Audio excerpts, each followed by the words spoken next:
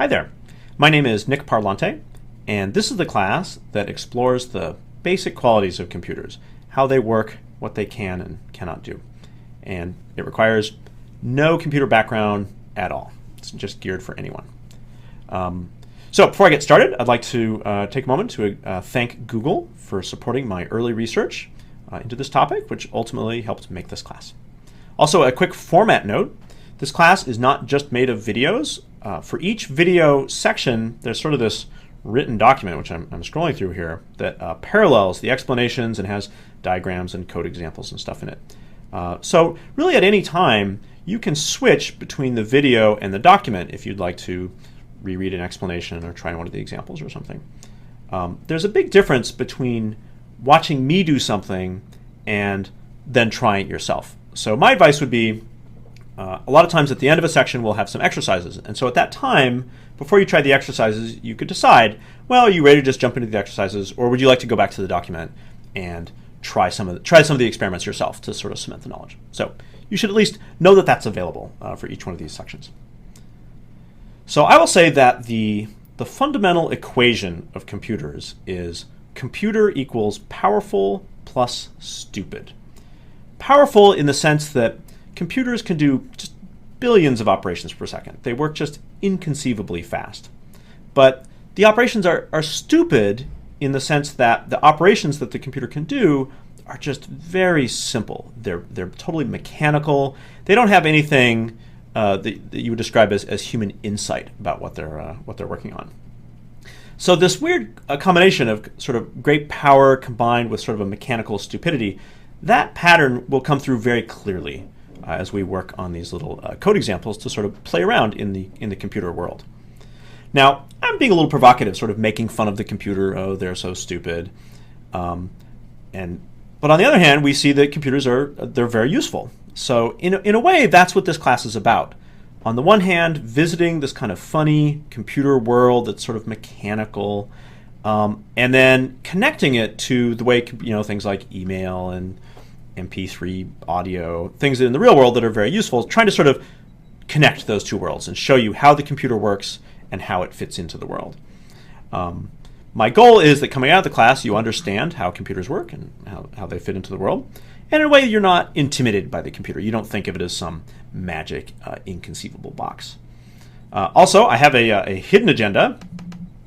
There are too few computer science people in the world. There are many problems that we would like to be solved, but there's just not enough people out there to program them all. So my hidden agenda is that by opening your eyes a little bit to the computer world and how it works, for some of you, you may find that you're interested in pursuing more computer science in the future. So first approximation, I'm going to look at, well, how does a computer work? So inside the computer is really driven by code, and we'll get into a lot more detail on this later. This will just be our first look.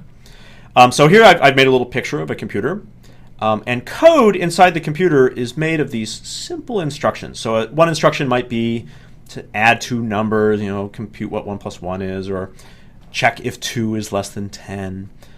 So what the computer does for this first look is it just runs down this list of instructions. Each instruction is very simple, and the computer is just running down the list, doing them, albeit it's doing them very quickly.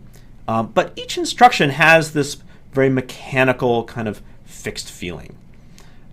So I'm going to say this. I think this leads to a natural question, which is, well, if the computer is so mechanical, just running through these instructions, how is it that there are so many useful features in the world?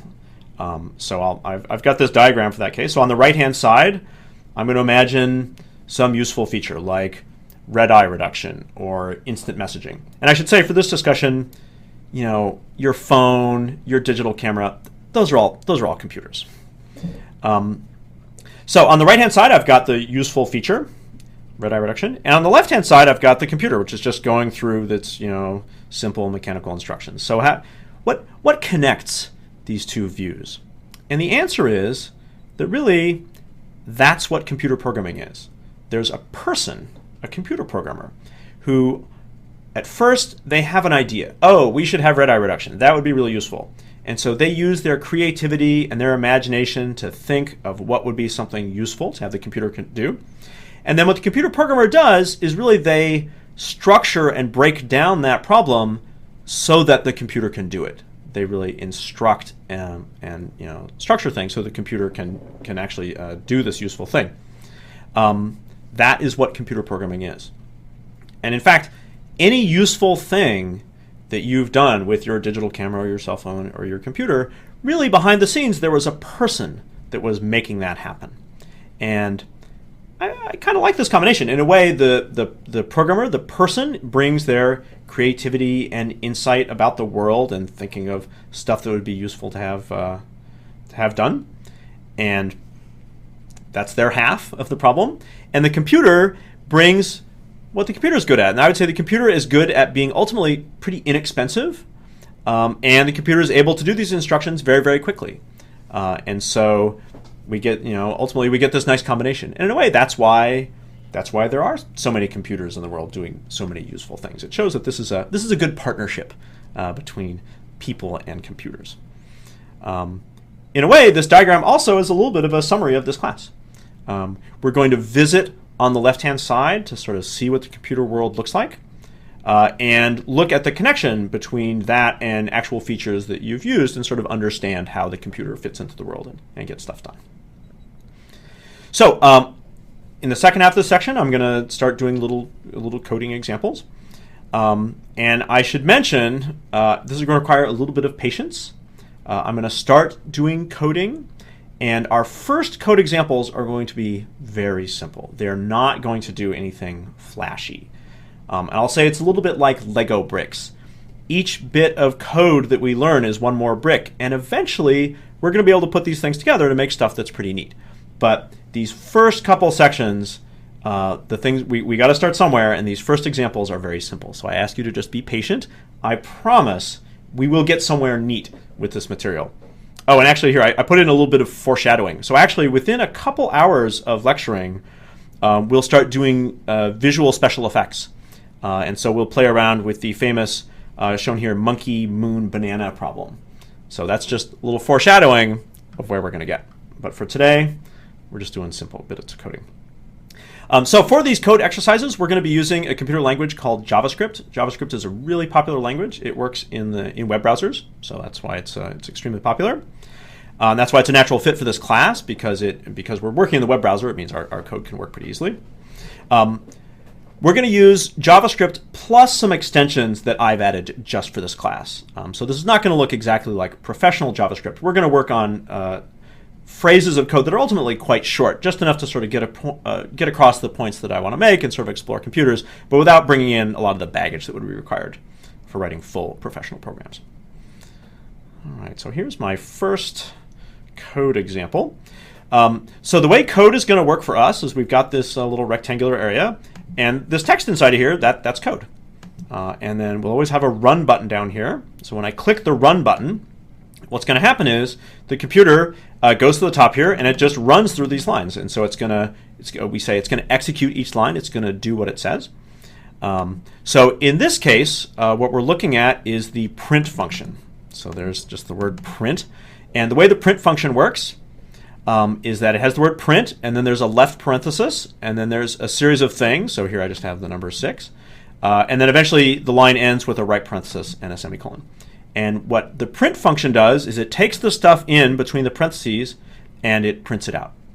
And so actually, if you look over here on the right-hand side, this is the output of the when I hit the run button there. So if I were to change this to say, print 42 and run it, then we see here's the 42. So that's from this first print line. And when I say print 1, 2, that's why we see the 1 and the 2 over here. So the way this works, so I did say our first examples they're not very flashy, so certainly that's true here. So I can try, adding a few more things here. So I could say, 47. So when I run it, okay, well now we see we get the 1 and the 2 and the 47. Also, just to show that these lines are just taken one time, I'll copy that one, and I can paste it in a few times. Have multiple lines. So if I run it, Now we can see, all right, well, we just get a repetition of whatever that output was. So one thing to point out about this is that the syntax of this code is not at all free form. It's the opposite. It's very structured. It has to be just so for the computer to understand it. And that's actually a reflection of the inner nature of the computer, that it has this mechanical fixed quality. And so the language that it can understand is also going to be mechanical and fixed. So this is a little strange right at first, that you can't just start freeform, just writing English here and just having the computer follow it. So think of this as your first lesson in the nature of computers, or you could think of it as sort of a when in Rome sort of quality. It's like, well, look, I'm asking you to visit the world of the computer, and so we're going to work a little bit in the language of computers. It's going to feel a little strange right at first, but the reality is this is not actually hard. The syntax it may be structured, but it's also pretty simple. And so I would encourage you to don't be put off by the slightly structured mechanical quality of this language. It'll enable us to do some neat stuff. All right, so that's my first example. We'll try a second example here. So my first example, I just did numbers. So in computer code, there's also a thing called a string. And here's a first example of a string here, hi, in quotes. So a string is just a sequence of letters. And in the code, it's written between double quotes here. So that's why I have the hi. So print can take in numbers and print them. Turns out it can also print strings. And so it just interprets the string as just a sequence of letters, and whatever those letters are, it just prints them out over here. So I could change this, and it says hi. I could change it to say, good day. So a string can have a space in it. So if I run that, then we just get the good day over here. So in a computer program, strings and numbers are both very, very common. So a string in a computer program might be used to hold like a URL that you just typed, or maybe in a word processor, each paragraph that you're working on might be stored as a string. So the string is basically this sequence of letters. It's a very common sort of data in the computer. Another thing that's shown in this code example is this first line here. That's called a comment. And in JavaScript, comments begin with 2 slashes. And the way the comment works is beginning with the 2 slashes, everything to the right on that line, the computer ignores. And so I could use that to write some remark about, oh, I have 2 strings here. Some little remark or note to myself or something about the code. And so when I run this, the computer knows to sort of ignore this part. Oh, that's just commentary. So in some of my examples later on, you'll see comments sprinkled around where I'm making some remark about what's going on. So one example I could do here that's a little tricky is I'm going to put the word print inside of this string, and we'll see what that prints. So here now, the second line, I get hello to print. So what's happened is the word print inside of a string is not treated as code to run the way the word print outside, that is a function that the code is called. So when it's inside of the double quotes like that, it's just data. So that is a distinction inside of the code. Alrighty. So I'm going to, at the end of the section, we'll have some exercises where you can write some code, as I've done here. So as I mentioned before, the code works within the system of being a very structured, limited syntax. And it's actually a very common error. Even a professional programmer who writes code all day long, when they're typing in some code, there will tend to be little syntax errors sprinkled through the code. Oh, maybe a right parenthesis is missing, or there's a typo in one of the words. And those syntax errors are very easy to fix. And so it means that when you first hit that run button, it is very common that there'll be some little typo that has to be fixed. And I want you to understand that those little errors do not reflect some deep misunderstanding on your part or some flaw. Those are just superficial little errors that happen in coding all the time. And professional programmers make those all the time. And we just think nothing of fixing those. We don't even think about it anymore. And so I think that when people are first introduced to coding, this is something that derails them a little bit, that there's these little syntax errors, and it kind of it puts them off their game, and they think they're doing something terribly wrong, when in fact everyone makes those little errors. It's absolutely no big deal. So to help diffuse that problem a little bit, I just want to go through a bunch of examples so I've set up some examples here where I just have typical little syntax errors, and I want to show you what the error looks like when you hit the run button, right? So what's going to happen is when I hit the run button, it's not going to work. I'm going to get some kind of little error. And so I want to show you the process of going from the error and fixing the little syntax problem, just so you're a little bit accustomed, like, oh yeah, when you first hit the run button, that's a very common thing that's going to happen. So let's just go through these. All right, so I hit the run button, and instead of running producing output, I got a little bit of error over here, a little error message.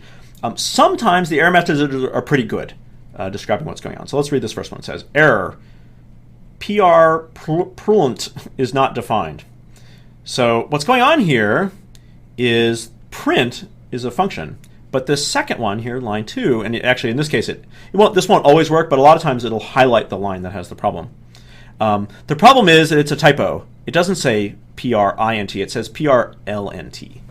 So if I change that to an I and run it, now it works. So this little program just prints a 1 and a B, a 2, a C, and a 3. So it's just a little pointless example I made up. Now, of course, I did L because I was trying to think of, well, what's a letter that looks like an I? You'd have to kind of look carefully. So I was being a little mean professor there. All right, let's try another one of these. So I'll hit the run button on this one. It says, error, unterminated string literal. It highlights the second line. So I'm just going to look at the second line from left to right. You see the 1, and there's the B. So you see the problem here is that this is a string. Our intention was the string B, but the closing quote is missing. You need both quotes. So now that works. All right, I'll try the third one here. Let's see, error, missing right parenthesis. So again, it's highlighting the line, so I'm going to, I see. So in this case, the error message is actually pretty good. It's just saying, hey, look, as with the quotes, the left parenthesis and the right parenthesis, they need to match. Like there must be a right parenthesis there, exactly there for the print call. So now that one works. All right, here's the last one. All right, something along with line 2. It says, error, missing right parenthesis, but I looked, the right parenthesis is there. It happens, in this case, the error message is just wrong. Sometimes when there's a syntax error, the computer, essentially, it just becomes confused, and it cannot diagnose for you in the error message. It can basically just say, like, well, something's wrong in line 2 here. So I'd recommend just looking carefully from left to right. I'm going to look here, and it looks pretty reasonable. It happens, in this case, what's missing is the comma. And I think that's an example of maybe the difference between computers and humans. A human could look at that and see your intent. Like, oh, I see the intention here was to print a 1 and then a B. But the computer, with this mechanical quality, it's like things have to be just as they're supposed to. And so the comma is not optional. There must be a comma there. And so it's stuck until we go and fix it. All right, now that one works. Okay. So that's our first section of just basic print with numbers and strings. I've got one example problem here I'll try. So this is what the exercises will look like a lot of times, although the later exercises will be more fun, I do promise that. So it says, change the code below so that when run it produces exactly this output. So it says 1, 2, buckle. So this is based on the 1, 2, buckle my shoe. So this code, there's some code here that does something, but it's just not the right thing, so we're supposed to change it. Let's see, so for 1, so what I'm going to do is I'm going to add a 2, and then I've got to remember to put in the comma, and then I'll change this string to be buckle. And I can just run it, just see what that does. I'd encourage you to, if you have some idea of the code or you just want to try something, you're never going to break anything by just typing something in here and hitting the run button. So it's good to have a feeling of experimentation. So there's the first line, and I'll type the second line. I'll say 3, 4, knock. All right. Oh, all right. Then now that works. So oftentimes when I do little examples in the document like this, it might be that at the end of the video I'll do a bunch of examples, and then you may want to go try. You'll be curious about the second one, and so you want to go visit that one and try some variant and hit the run button yourself. That is absolutely something you're free to do. Oftentimes in the document I'll have the little show solution button, so that means that you can go visit it and it's blank, so you can do your experiment. But if you're curious what the code was that I used, then that's also available in the document, so you can compare it to your solution, or if you want to copy out of it or whatever, that's fine. Okay, so that finishes our first section, so check out those coding exercises.